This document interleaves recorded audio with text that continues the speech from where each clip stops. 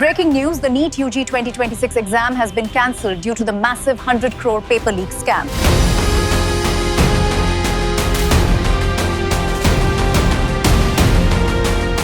ಒಂದೇ ಒಂದು ಭಾನುವಾರ ಬರೋಬ್ಬರಿ 100 ಕೋಟಿ ರೂಪಾಯಿ ಟರ್ನ್ ಓವರ್.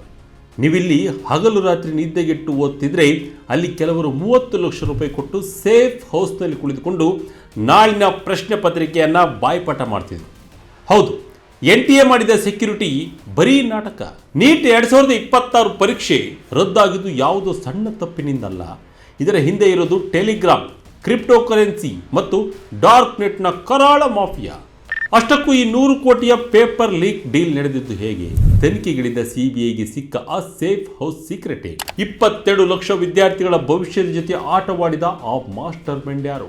ಬನ್ನಿ ನೋಡೋಣ. ಎಸ್ ವೀಕ್ಷಕರೇ, ಮೇ 3ನೇ ತಾರೀಕು ದೇಶಾದ್ಯಂತ ಸುಮಾರು 22.7 ಲಕ್ಷ ವಿದ್ಯಾರ್ಥಿಗಳು ತಮ್ಮ ಉಜ್ವಲ ಭವಿಷ್ಯದ ಕನಸು ಹೊತ್ತು ಡಾಕ್ಟರ್ ಆಗಲೇಬೇಕು ಅನ್ನೋ ಛಲದಿಂದ ನೀಟ್ UG 2026 ಪರೀಕ್ಷೆ ಬರೆದಿದ್ರು. ನ್ಯಾಷನಲ್ ಟೆಸ್ಟಿಂಗ್ ಏಜೆನ್ಸಿ ಕೂಡ ಇದುವರೆಗಿನ ಅತಿ ಕಟ್ಟುನಿಟ್ಟಾದ ಸೆಕ್ಯೂರಿಟಿ ನಡುವೆ ಎಕ್ಸಾಮ್ ಮಾಡಿದ್ದೀವಿ ಅಂತ ಹೇಳಿಕೊಂಡಿತ್ತು. ಆದರೆ ಆ ಎಲ್ಲ ಬಿಗಿ ಭದ್ರತೆಗಳ ನಡುವೆಯೂ ನಡೆದಿದ್ದೇ ಬೇರೆ. ಈಗ NTA ನೀಟ್ 2026 ಪರೀಕ್ಷೆಯನ್ನೇ ರದ್ದು ಮಾಡಿದೆ. ಆದರೆ ವೀಕ್ಷಕರೇ, ಈ ಪರೀಕ್ಷೆ ರದ್ದಾಗಿದ್ದು ಕೇವಲ ಒಂದು ಸಣ್ಣ ಸೆಕ್ಯೂರಿಟಿ ಲ್ಯಾಪ್ಸ್ ಅಥವಾ ಭದ್ರತಾ ಲೋಪದಿಂದ ಅಲ್ಲ.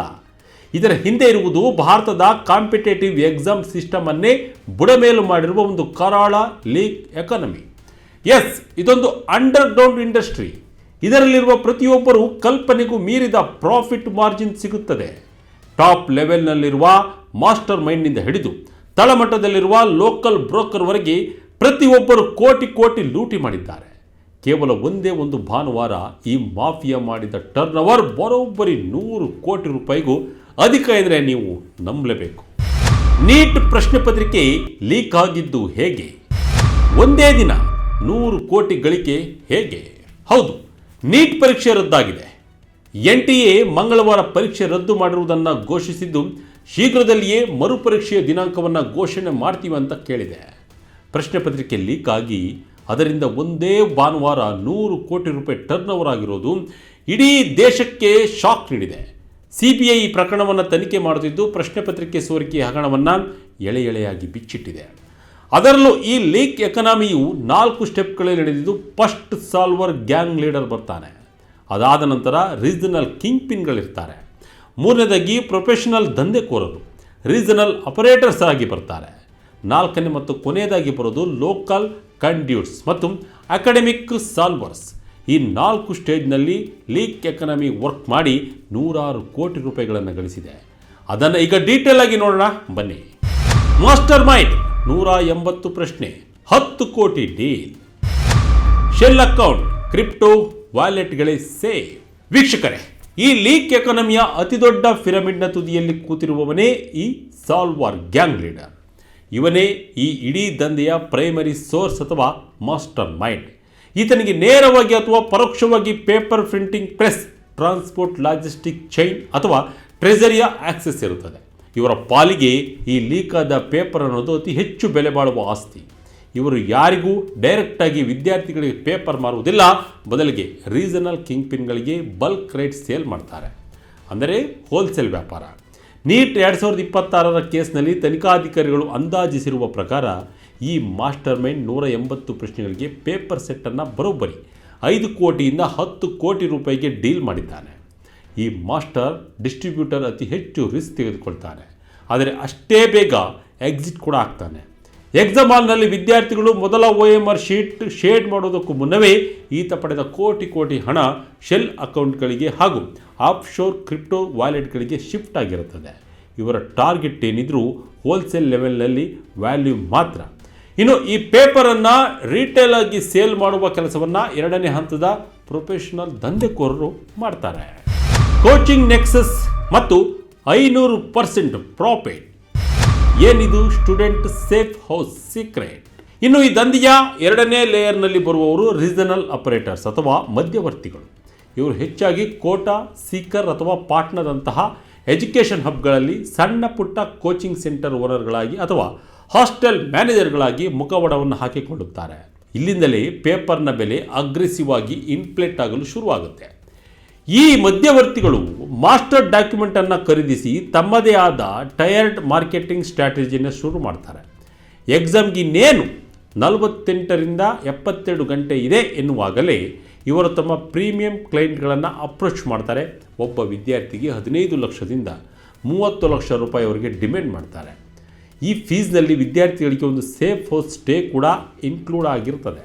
ಅಂದರೆ ಎಕ್ಸಾಮ್ಗೂ ಮುನ್ನ ಈ ವಿದ್ಯಾರ್ಥಿಗಳನ್ನು ಒಂದು ಗೌಪ್ಯ ಜಾಗದಲ್ಲಿ ಇರಿಸಿ ಯಾವುದೇ ಡಿಜಿಟಲ್ ಸಾಕ್ಷ್ಯಗಳು ಆ ರೂಮ್ನಿಂದ ಹೊರ ಹೋಗದಂತೆ ನಿಗಾವಹಿಸಿ ಕಟ್ಟುನಿಟ್ಟಿನ ಉಸ್ತುವಾರಿಯಲ್ಲಿ ಪ್ರಶ್ನೆ ಹಾಗೂ ಉತ್ತರವನ್ನು ಬಾಯ್ಪಾಠ ಮಾಡಿಸಲಾಗ್ತದೆ.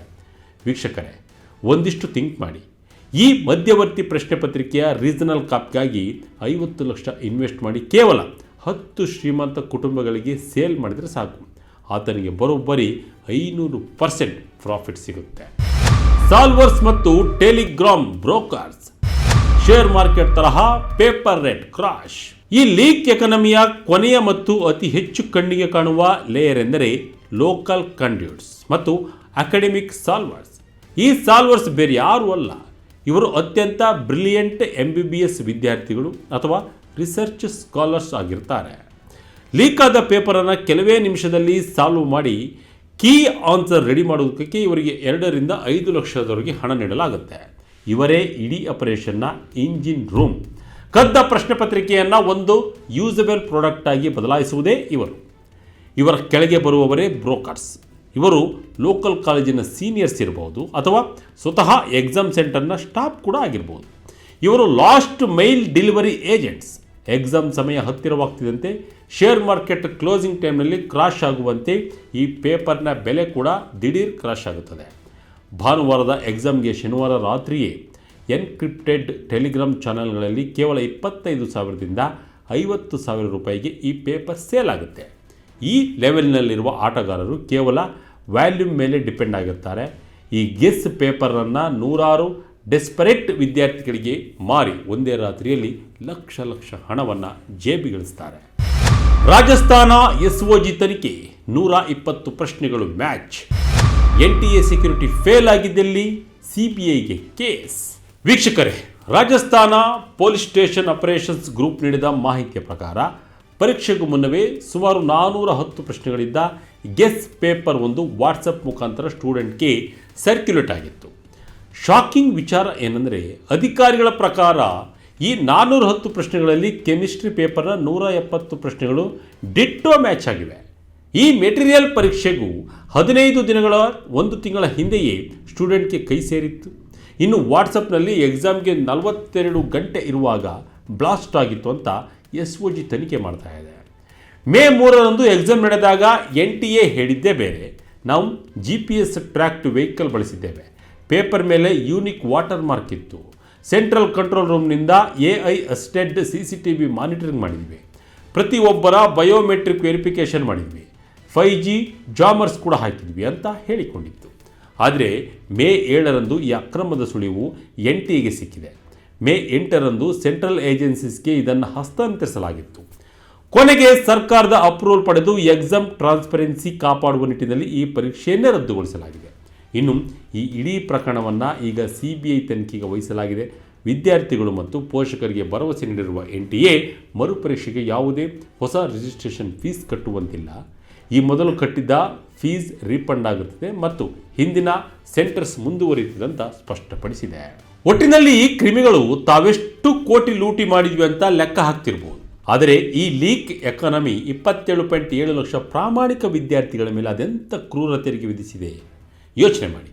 ಒಂದು ಮಿಡಲ್ ಕ್ಲಾಸ್ ಫ್ಯಾಮಿಲಿ ನಮ್ಮ ಮಗ ಅಥವಾ ಮಗಳ ಕೋಚಿಂಗ್ ಮತ್ತು ಓಡಾಟಕ್ಕೆ ಅಂತ 2 ವರ್ಷದಲ್ಲಿ 2 ಲಕ್ಷದಿಂದ 5 ಲಕ್ಷ ಖರ್ಚು ಮಾಡಿರ್ತಾರೆ. ಪೇಪರ್ ಲೀಕ್ ಆದಾಗ ಇವರ ಈ ಇನ್ವೆಸ್ಟ್ಮೆಂಟ್ ಸಂಪೂರ್ಣ ಮಣ್ಣು ಪಾಲಾಗುತ್ತೆ. ಜೊತೆಗೆ ಮರುಪರೀಕ್ಷೆಯ ಓಡಾಟದ ಖರ್ಚು, ಆ ಎಮೋಷನಲ್ ಡ್ರಾಮಾ ಹೇಳತೀರದು. ಮೆಡಿಕಲ್ ಸೀಟ್ ಮೇಲಿನ ರಿಟರ್ನ್ ಆನ್ ಇನ್ವೆಸ್ಟ್ಮೆಂಟ್ ಇನ್ಫಿನಿಟಿ ಅನ್ನೋ ಭ್ರಮೆ ಇರುವವರೆಗೂ ಮತ್ತು ಆಕಾಂಕ್ಷಿಗಳು ಆ ಸೀಟ್ಗಳ ನಡುವೆ ಅಂತರ ಅಗಾಧವಾಗುವವರೆಗೂ ಈ ಶ್ಯಾಡೋ ಮಾರ್ಕೆಟ್ ಭಾರತದ ಯುವಜನತೆಯ ಕನಸುಗಳನ್ನು ಇದೇ ರೀತಿ ಮಾರಾಟಕ್ಕಿಟ್ಟು ಕಾಸು ಮಾಡಿಕೊಳ್ತಲೇ ಇರ್ತದೆ. ಎಕ್ಸಾಮ್ ರದ್ದಾಗಿರೋದು ಕೇವಲ ಒಂದು ನಿರ್ಧಾರವಲ್ಲ, ಇದು ಸಿಸ್ಟಮ್ ಫೇಲ್ಯೂರ್. ಈ ಬಗ್ಗೆ ನಿಮ್ಮ ಅನಿಸಿಕೆ ಏನು ಕಮೆಂಟ್ ಮೂಲಕ ತಿಳಿಸಿ. ಇದಾಗಿತ್ತು ಈ ಕ್ಷಣದ ಅಪ್ಡೇಟ್. ಇದೇ ರೀತಿ ಅಪ್ಡೇಟ್ಗಾಗಿ Vijaya Karnataka website, YouTube page, Facebook page follow ಮಾಡ್ತಾ ಇರಿ. ಧನ್ಯವಾದಗಳು.